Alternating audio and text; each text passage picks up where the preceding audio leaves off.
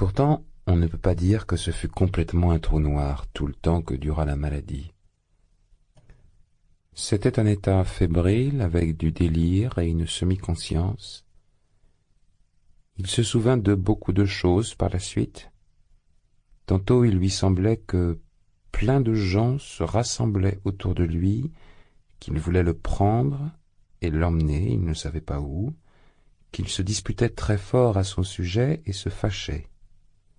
Soit, soudain, il était seul dans sa chambre, tout le monde était parti et avait peur de lui, et c'était juste de temps en temps, de loin en loin, qu'il entr'ouvrait la porte pour le regarder un peu, et il le menaçait, il tramait quelque chose, et il riait et se moquait de lui.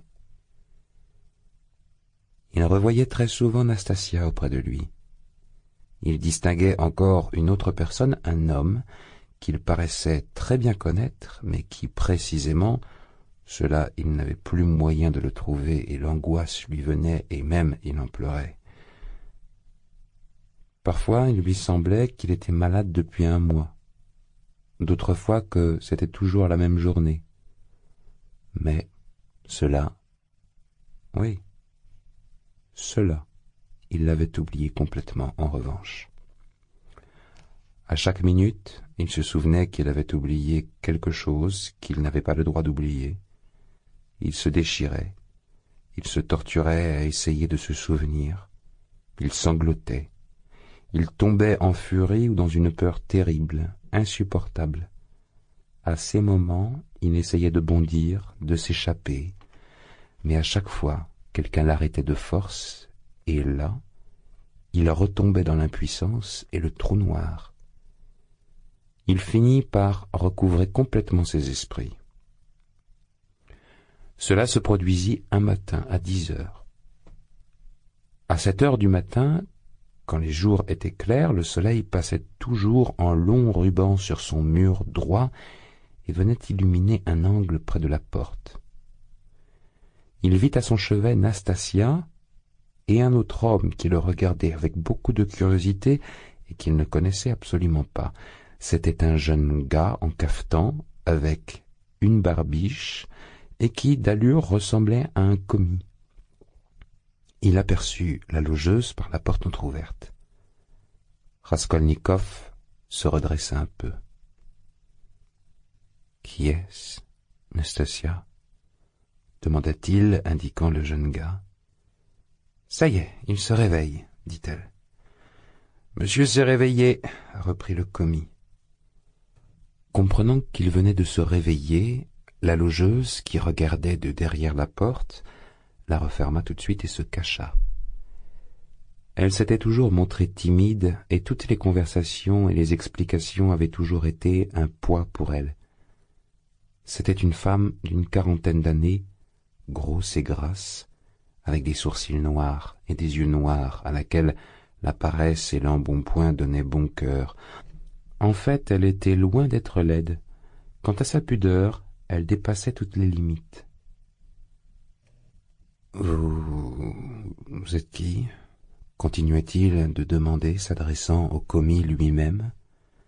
Mais, à cette minute, la porte se rouvrit toute grande une nouvelle fois, et en se penchant un peu, parce qu'il était de haute taille, Razumikine entra.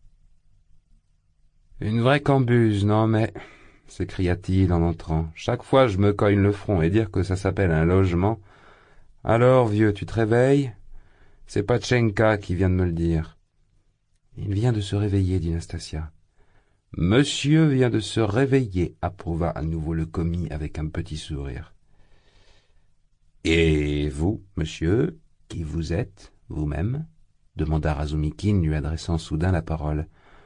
« Moi, si vous voulez le savoir, c'est Vrazumikine, et pas Razumikine, comme tout le monde le dit. Vrazumikine, étudiant, fils de noblesse, et lui, c'est mon ami. Bon, et vous, vous êtes qui ? Moi, je suis commis dans notre bureau de chez le marchand Shelopev, monsieur, et je viens là pour affaires.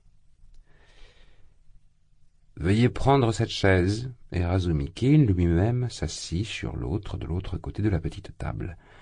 Mais t'as bien eu raison de te réveiller, vieux, poursuivit-il, s'adressant à Raskolnikov.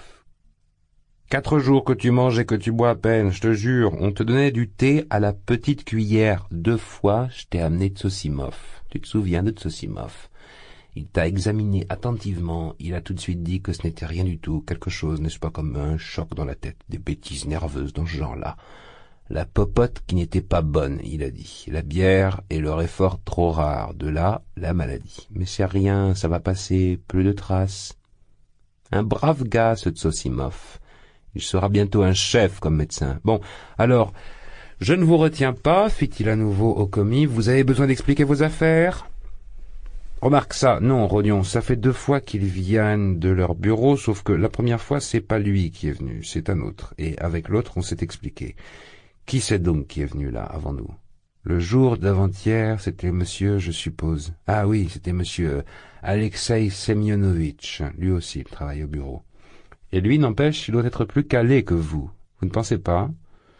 Sûr, monsieur. Lui, vrai, c'est quelqu'un de plus haut. Bravo. Bon, continuez. Eh bien, c'est sur commission d'Afanassi Ivanovitch Vakrouchine, dont monsieur, je suppose, a souvent entendu parler sur la demande de votre maman, qu'il y a un mandat pour vous, à notre bureau, commença le commis, s'adressant directement à Raskolnikov. Au cas où monsieur se retrouve dans ses esprits, de lui remettre, n'est-ce pas, 35 roubles, vu que monsieur Semyon Semyonovitch, sur demande de votre maman, les a reçus d'Afanassi Ivanovitch selon les conditions habituelles. Monsieur est au courant? Oh, oui, je me souviens. Vakrouchine, murmura Raskolnikov d'un ton pensif. Raskolnikov regardait tout cela avec un étonnement profond et une peur absurde et hébétée. Il avait décidé de se taire et d'attendre. Qu'y aurait-il donc ensuite? Je crois que je ne délire pas, pensait-il. Je crois que c'est pour de vrai. 2 minutes plus tard, Nastasia était de retour avec la soupe et déclarait que le thé aussi allait être servi tout de suite. La soupe fut fournie avec 2 cuillères, 2 assiettes, et tout ce qui s'ensuit du sel, du poivre, de la moutarde pour la viande, etc. Ce qui, dans cet ordre-là, n'était plus apparu depuis longtemps. La nappe était propre. Ça ne serait pas mal, Nastasyushka, que Praskovia Ivanovna nous fournisse 2 bouteilles de bière. Ça ne sera pas de refus. Toi, les chalas, alors, marmonna Nastasia, et elle partit exécuter cet ordre. Raskolnikov continuait de jeter autour de lui des regards frénétiques et tendus. Pendant ce temps, Razumikine s'installa près de lui sur le divan, maladroitement comme un ours. Il lui soutint la tête avec le bras gauche, même si, lui aussi, il aurait pu se relever, et du bras droit, il porta aux lèvres de son ami une cuillère de soupe, non sans avoir préventivement, et plusieurs fois de suite, soufflé dessus pour que celui-ci ne se brûle pas. Mais la soupe était juste tiède. Raskolnikov avala avidement une cuillerée, puis une deuxième, une troisième. Pourtant, après quelques autres cuillerées, Razumikine s'arrêta net et déclara que pour la suite il fallait prendre conseil auprès de Tsosimov. Nastasia entra avec 2 bouteilles de bière. « Et du thé, tu en veux ?»« Oui. Ramène aussi du thé, et vite, Nastasia, parce que pour ce qui est du thé, je crois pas besoin de demander à Esculape. Et voilà la bière. » Il se rassit sur sa chaise, amena vers lui la soupe, la viande, et se mit à manger avec un tel appétit que c'était à croire qu'il n'avait pas mangé depuis 3 jours. « Moi, mon vieux Rodia, je déjeune tous les jours comme ça. Chez vous, maintenant, marmonna-t-il, pour autant que sa bouche pleine de viande lui permettait de parler, et c'est Patchenka, c'est ta gentille logeuse, qui fait le fricot et qui me bichonne de tout son cœur.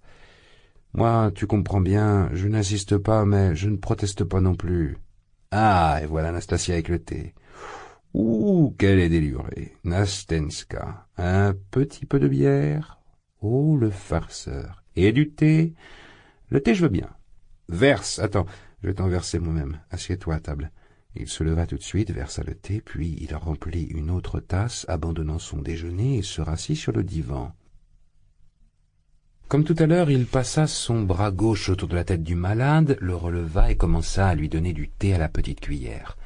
Là encore, en soufflant sur la cuillère, sans arrêt et avec un zèle tout particulier, comme si ce processus du refroidissement contenait en lui-même le point le plus crucial et le plus salvateur de la guérison. Raskolnikov se taisait et ne résistait pas, même s'il se sentait largement assez de force pour se redresser tout seul, rester assis sur le divan sans l'aide de quiconque et non seulement être maître de ses mains au point de pouvoir tenir une cuillère ou une tasse, mais même peut-être pour marcher. Mais par une espèce de ruse étrange, pour ne pas dire bestiale, il lui vint soudain en tête de cacher toutes ses forces pendant encore un temps, de se camoufler, de jouer même, s'il le fallait, celui qui ne comprenait rien, mais d'écouter et d'essayer de comprendre ce qui se passait ici. Du reste, il fut incapable de maîtriser son dégoût. Avec une dizaine de cuillerées de thé, il libéra soudain sa tête, repoussa capricieusement la cuillère et se laissa retomber sur l'oreiller. C'est un vrai oreiller qu'il y avait maintenant sous sa tête. Des oreillers de duvet et des thés propres. Cela aussi, il l'avait remarqué, et il prit note. « Il faut que Patchenka nous fournisse aujourd'hui même de la confiture de framboise pour lui faire une boisson, » dit Razumikine, se rasseyant à sa table et se remettant à sa soupe et à sa bière. « Où tu veux qu'elle t'en trouve de la framboise ?» demanda Anastasia, qui tenait la soucoupe sur le bout de ses 5 doigts agiles et buvait le thé en canard. « La framboise, mon ami, elle la trouvera dans un magasin. Tu vois, Rodia, ici, sans toi, il y a eu toute une histoire. Quand tu as fichu le camp de chez moi comme un bandit que tu es, et que tu ne m'as pas dit ton adresse, moi, je suis entré dans une telle rage que j'ai décidé de te retrouver, histoire que tu reçoives ton châtiment. Et je m'y suis mis le jour même. J'ai marché, interrogé. Ton adresse ici, celle-là, je l'avais oubliée. D'ailleurs, je m'en étais pas souvenu parce que je ne le connaissais pas. Bon, et ton adresse d'avant, je me souviens juste que c'était au 5 coin immeuble de Karlamov. Je l'ai cherché, cet immeuble de Karlamov, je l'ai cherché. Et il s'est avéré après que ce n'était pas du tout l'immeuble de Karlamov, mais l'immeuble de Bush. Ces erreurs qui arrivent dans les sonorités. Bon, là je me suis fâché donc. Et je suis allé, on ne sait jamais, au bureau des adresses, et figure-toi qu'en 2 minutes on t'y a retrouvé. Tu es enregistré. Enregistré. Évidemment, mais le général Kobelev, par contre, quand j'y étais, il n'y a pas eu moyen de le trouver. Bon, c'est trop loin à raconter. Dès que j'ai déboulé ici, j'ai su toutes tes petites affaires. Oui, toutes, mon petit vieux. Toutes, je sais tout. Elle, tiens, elle a bien vu. J'ai même fait la connaissance de Nikodim Fomitch. On m'a montré Ilya Petrovitch, et le gardien, et monsieur Samiotov, Alexandre Grigorievitch, secrétaire au commissariat du quartier. Et puis enfin, j'ai vu la chère Patchenka. Elle, c'était le pompon. Tiens, elle aussi, elle est au courant. Il a tout emmiellé, marmonna Anastasia, avec un petit ricanement malin. Vous devriez en mettre du miel dans votre thé, Nastasia Nikiforovna. Va donc, cria soudain Nastasia, et elle pouffa de rire. En plus, je suis Petrovna, pas Nikiforovna, ajouta-t-elle soudain quand elle eut cessé de rire. On prend note, mademoiselle. Bon, alors vieux, pour aller droit au but, moi, au début, j'avais l'intention de lancer partout là-dedans un courant électrique pour anéantir d'un coup tous les préjugés de l'endroit où on se trouve. Mais c'est Patchenka qui a gagné. Mon vieux, je ne m'attendais pas du tout à ce qu'elle soit tellement pleine d'avance. Hein? Qu'est-ce que tu en penses? Raskolnikov gardait le silence, même si à aucun moment il ne le quittait de son regard pénétré d'inquiétude, et là encore il continuait de le regarder obstinément. Et drôlement même, continuait Razumikine, que ce silence ne troublait pas le moins du monde. Et comme s'il renchérissait sur la réponse qu'il avait obtenue, et même tout ce qu'il y a de très bien et de tous les points de vue. Voilà un animal, s'écria à nouveau Nastasia, à laquelle cette conversation procurait visiblement un plaisir des plus grands. Ce qui est moche, vieux, c'est que tu n'as pas su t'y prendre dès le début dans cette affaire. Ce n'est pas comme ça qu'il fallait faire avec elle, parce que, pour ainsi dire, c'est le caractère le plus inattendu. Bon, mais plus tard le caractère. A-t-on idée d'en arriver à ce qu'elle refuse même de te fournir à manger, par exemple? Ou bien, par exemple, cette traite. Tu es devenu fou, quoi, de signer des traites? Ou bien, par exemple, ce mariage qu'on prévoyait du temps encore où sa fille Natalia Yegorovna était vivante. Je sais tout. Mais, bon, je vois que c'est une corde sensible et que je suis un âne. Excuse-moi, vieux. Mais, Praskovia Pavlovna, vieux, Elle est loin d'être belle, comme on pourrait le supposer au premier regard, non? Oui, marmonna Raskolnikov, détournant le regard, mais comprenant qu'il était plus avantageux de soutenir la conversation. Hein que c'est vrai, s'écria Razumikine, visiblement heureux d'avoir reçu une réponse, mais de l'autre côté, elle n'est pas intelligente non plus, hein? Un caractère absolument inattendu. Moi, vieux, je m'y perds un peu, je t'assure. Ses 40 ans, elle les a, ça c'est sûr. Elle dit 36, et c'est son droit le plus strict. Du reste, je te jure, tout ce que je dis sur elle, c'est plutôt intellectuel, juste métaphysique. Là, vieux, c'est un de ces emblèmes qui s'est formé. Ton algèbre à côté, c'est du vent, je n'y comprends rien du tout. Bon, mais tout ça c'est n'importe quoi, sauf que quand elle a vu que tu n'étais plus étudiant, que tu avais perdu tes leçons et ton costume, et puis qu'avec la mort de la demoiselle, il n'y avait plus de raison de t'entretenir comme un parent, d'un coup, elle a pris peur, et, comme toi, de ton côté, tu t'es enfermé dans ton coin et que tu n'as rien entretenu de ce qu'il y avait eu, eh bien, elle a eu dans l'idée de te chasser. Cette attention, elle la nourrissait depuis longtemps, mais elle a regretté sa traite. En plus, toi-même, tu l'assurais que ce serait ta maman qui paierait. C'est par bassesse que je disais ça. Ma mère elle-même, elle en est presque à demander l'aumône, et moi je mentais pour qu'elle me garde chez elle et qu'elle me nourrisse, prononça Raskolnikov d'une voix sonore et distincte. Ça, c'était raisonnable, mais tout le truc est que, là, elle a rencontré un monsieur Tchebarov, conseiller surnuméraire et homme d'affaires. Patchenka, tout ça, elle n'y aurait jamais pensé, elle est bien trop timide, bon. Et l'homme d'affaires, la timidité, il ne connaît pas, et lui, évidemment, il a posé une question. Cette traite, est-ce qu'il y a un espoir de la toucher? Réponse, oui, parce qu'il y a une maman comme ça, qui touche une pension de 120 roubles et qui va se priver de manger tout pourvu d'aider son Rodenka. Et puis il y a une sœur qui est prête à se vendre comme esclave pour son frérot. Sur ça qu'il s'est fondé. Pourquoi tu remues? Maintenant, moi vieux, je connais tous tes petits secrets, ce n'est pas pour rien que tu déversais ton cœur à Patchenka quand tu étais encore comme son parent. Et maintenant, c'est en t'aimant que je parle. Bon, alors, voilà comment ça se passe. L'homme honnête et sensible, il déverse son cœur, et l'homme d'affaires, lui, il écoute, et il mange, et pour finir, c'est vous qu'il mange. Donc, cette traite, elle l'a cédée en paiement, soi-disant, à ce monsieur Tchebarov, et lui, il l'a protesté. Ça l'a pas fait rougir. Moi, quand j'ai su ça, à lui aussi, je voulais lui envoyer mon électricité comme ça pour me laver la conscience. Bon, et Patchenka et moi, pendant ce temps, on a trouvé une harmonie. Et donc, j'ai donné l'ordre d'arrêter toute l'affaire, c'est-à-dire à la source, en me portant garant que tu allais payer. Donc, vieux, c'est moi qui me suis porté garant. Tu comprends ça? On a convoqué Tchebarov, on lui a mis 10 roubles entre les dents et le papier, il a été rendu. Et voilà, j'ai l'honneur de vous l'offrir. Maintenant, on nous croit sur parole. Tenez, prenez, je l'ai déchiré comme il se doit. Razumikine étala sur la table la lettre de crédit. Raskolnikov la regarda, et sans avoir dit un mot, il se tourna vers le mur. Même Razumikine en fut un peu secoué.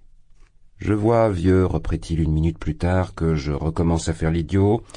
Je pensais te distraire, t'amuser en bavardant, et ça y est, je te refais monter la bile. »« C'est toi que je ne reconnaissais pas dans mon délire ?» demanda Raskolnikov, lui aussi, après un silence d'une minute et sans se retourner. « Oui, et même monsieur s'est trouvé dans un état second à cette occasion-là, surtout la fois où j'ai amené Samiotov. »« Samiotov, le secrétaire. Pourquoi ?» Raskolnikov se retourna très vite, les yeux fixés sur Razumikine. « Qu'est-ce qui t'arrive? Qu'est-ce qui t'inquiète? Il a voulu faire connaissance avec toi. C'est lui qui a voulu, parce qu'on avait beaucoup parlé de toi tous les deux. Sinon, comment j'aurais pu apprendre tout ça sur toi? C'est un brave gars, vieux, un type épatant. Dans son genre, bien sûr. Maintenant, on est amis, on se voit presque tous les jours, parce que c'est dans ce quartier que j'ai déménagé. Tu ne savais pas encore? Je viens juste de déménager. On est allés 2 fois ensemble chez Lavisa. Lavisa, tu te souviens d'elle? Lavisa Ivanovna. J'ai déliré? Je te crois. Monsieur ne s'appartenait plus. Sur quoi j'ai déliré? Elle est bonne. Sur quoi j'ai déliré? On le sait bien sur quoi on délire. Bon, vieux, pas de temps à perdre maintenant, au travail. Il se leva de table et saisit sa casquette. Sur quoi j'ai déliré. Il y tient, dites donc. C'est d'un secret que tu as peur? Ne t'inquiète pas, il n'y a pas eu un mot sur la comtesse. Mais par contre, d'un bulldog, je ne sais pas, et des boucles d'oreilles, et des chaînettes ou quoi, et de Nicodim Fomitch, et puis d'Ilya Petrovitch, l'adjoint du commissaire, il a été beaucoup question. Et puis en plus de ça, monsieur s'est beaucoup intéressé à sa propre chaussette. Beaucoup. Monsieur a sangloté. Donnez-la-moi, n'est-ce pas? Un point, c'est tout. Samyotov a fouillé dans tous les coins lui-même pour la retrouver, ta chaussette, et de sa propre main lavé au parfum, orné de bagues, qu'il vous a tendu cette saleté. C'est seulement là que monsieur s'est apaisé, et il a serré cette saleté-là toute une journée dans sa main. Il n'y avait plus moyen de la reprendre. Tu dois encore l'avoir sous la couverture quelque part. Sinon, monsieur demandait encore des franges pour les pantalons, et en versant de ses larmes, nous, on essayait de se demander comment ça, des franges, mais il n'y avait rien à comprendre. Bon. Et maintenant au travail. Il y a là 35 roubles, j'en prends 10, et d'ici 2 petites heures, tu auras un rapport sur ce que j'en aurai fait. Pendant ce temps-là, je l'aurais fait savoir à Tsosimov, encore que déjà comme ça, il devrait déjà être là depuis longtemps, il est 11 heures passées. Vous, Nastenka, en mon absence, venez le voir un peu plus souvent pour ce qui est de boire ou de n'importe quoi dont ce monsieur exprimerait le désir. Pour Patchenka, je vais y aller moi-même tout de suite, je dirai ce qu'il faut. Au revoir. Patchenka, il l'appelle. En voilà un qui sait y faire, marmonnait Nastasia dans son dos. Puis elle ouvrit la porte et se mit à écouter. Mais elle n'y tint pas et courut en bas elle-même.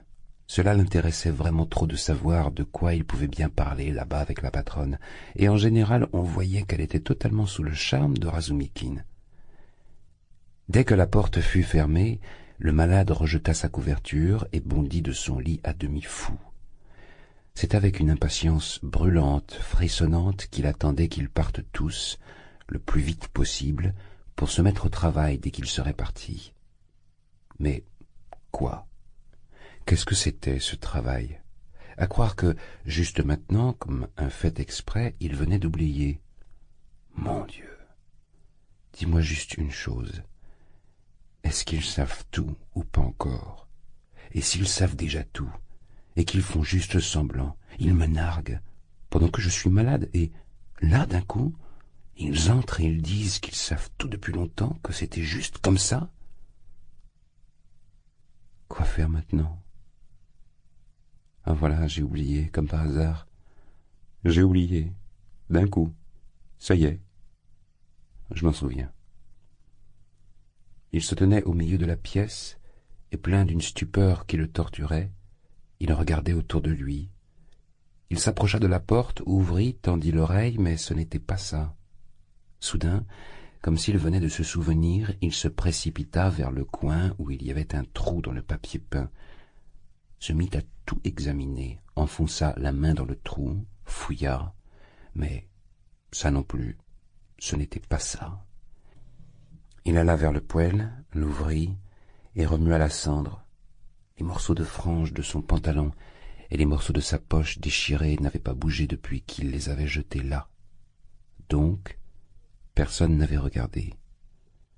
Là, il se souvint de sa chaussette, dont Razumikine venait de lui parler. C'est vrai qu'elle était là, sur le divan, sous la couverture, mais elles étaient tellement usées, salies depuis, que, bien sûr, Samyotov n'avait rien pu remarquer du tout. Tiens, Samyotov, le poste? Et pourquoi il me convoque au poste? Où est la convocation? Bigre, je confonds. C'est l'autre fois qu'il voulait... C'est l'autre fois aussi que j'ai regardé ma chaussette et... Maintenant, j'étais malade. Et pourquoi Samyotov est donc passé? Pourquoi Razumikine l'a amené? Marmonnait-il sans force, se rasseyant sur le divan. Qu'est-ce que c'est? C'est mon délire qui continue ou bien c'est pour de vrai? Je crois que c'est pour de vrai. Ah, je m'en souviens. fuir. Fuir. Vite. Absolument. Oui. Absolument fuir. Oui. Mais où? Et mes habits, où ils sont? Pas de chaussures? Ils les ont prises. Cachées. Je comprends. Ah, voilà le manteau. Ils l'ont oublié. Voilà l'argent sur la table. Dieu soit loué. Voilà la traite. Je prends l'argent et je m'en vais. Je loue un autre logement. Ils ne me trouveront pas. Oui. Mais... Et le bureau des adresses? Ils me trouveront. Razumikine me retrouvera. Mieux vaut s'enfuir complètement. Loin. En Amérique, et qu'ils aillent tous au diable. La traite aussi, je la prends. Ça me servira là-bas. Qu'est-ce que je prends d'autre? Ils croient que je suis malade. Ils ne savent même pas que je suis capable de marcher. Je l'ai deviné à leurs yeux qu'ils savent tout. Le truc, c'est de descendre l'escalier. S'ils avaient mis leur gardien, là-bas, leur policier. Qu'est-ce que c'est? Du thé? Hein? Il reste aussi de la bière, et une demi-bouteille bien fraîche. Il s'empara de la bouteille dans laquelle il restait encore assez pour tout un verre de bière, et avec bonheur, il but d'une seule gorgée, comme s'il éteignait le feu qu'il avait dans la poitrine. Mais une minute ne s'était pas passée que la bière le frappait à la tête, et un frisson léger et même plaisant lui parcourait le dos. Il se coucha et ramena à lui la couverture. Ses pensées, déjà malades et incohérentes, se mélangèrent de plus en plus et, très vite, le sommeil, un sommeil léger et plaisant, l'envahit. C'est avec bonheur que sa tête se trouva une place sur l'oreiller. Il s'enroula plus fort dans la douce couverture de coton qu'il avait à présent à la place de sa vieille capote déchirée, poussa un soupir tranquille et s'endormit d'un sommeil clair, profond, réparateur. Il se réveilla quand il entendit quelqu'un entrer chez lui, ouvrit les yeux et vit Razumikine qui venait d'ouvrir la porte toute grande et qui restait sur le seuil, sans trop savoir s'il devait ou non entrer. Raskolnikov se redressa très vite sur le divan et le regarda comme s'il essayait de se souvenir de quelque chose. « Ah, tu dors pas. Ben, me voilà. Nastasia, amène le sac ici !» cria Razumikine vers le bas de l'escalier. « Je vais te faire un rapport. »« Quelle heure il est ?» demanda Raskolnikov, regardant autour de lui avec inquiétude. « T'as dormi comme un chef, vieux. C'est déjà le soir, presque 6 heures. Tu aurais dormi presque 6 heures. Mon Dieu, mais qu'est-ce que j'ai ? Eh, quoi ? Tant mieux. Ou tu voudrais courir ? Tu as un rendez-vous ? Tu as tout le temps. Ça fait déjà 3 heures que je t'attends. Je suis venu 2 fois, tu dormais. Je suis passé voir Tsosimov 2 fois. Jamais là. Un point, c'est tout. Mais pas grave, il veut venir. J'ai eu aussi le temps de faire mes petites affaires, parce qu'aujourd'hui, j'ai déménagé complètement avec mon oncle. Parce que maintenant, j'ai mon oncle. Bon, mais... Au diable, parlons sérieux. Amène le sac, Nashtenka. Tiens, regarde. Et comment tu te sens, vieux ? Je vais bien, je ne suis pas malade. Razumikine, tu es là depuis longtemps ? Je te dis 3 heures que j'attends. Non, mais avant. Avant quoi ? Depuis quand est-ce que tu viens ici ? Mais je t'ai déjà tout raconté tout à l'heure, tu te souviens pas ou quoi ? Raskolnikov resta pensif. C'est comme dans un rêve, très vaguement, qu'il voyait le passé récent. Tout seul, il n'était pas capable de se souvenir et posait sur Razumikine un regard interrogateur. « Hein ?» dit celui-ci. Il a oublié. Déjà tout à l'heure, j'avais comme l'impression que tu n'étais pas entièrement... Maintenant, avec le sommeil, ça va mieux, non ? Vrai ? Tu as l'air beaucoup mieux. Bravo. Bon, maintenant, au fait, tu te souviendras tout de suite ? Regardez un peu par ici, mon brave monsieur. Il dénoua le sac, dont le contenu, visiblement, l'intéressait beaucoup lui-même. Ça, vieux, tu peux me croire, ça me restait vraiment comme un poids sur le cœur. Parce qu'il faut bien qu'on fasse de toi un homme, quand même. Au travail, on commence par le haut. Vois-tu cette casquette ici présente ? Commença-t-il, sortant du sac une casquette assez belle, mais en même temps très ordinaire et bon marché. Tu me permets de te l'essayer ? Après, plus tard. murmura Raskolnikov, se libérant avec mauvaise humeur. Non, là, mon vieux Rodia, ne rechigne pas. Après, ça sera trop tard, et puis, je ne dormirai pas de la nuit parce que je l'ai acheté sans essayage. Au jugé.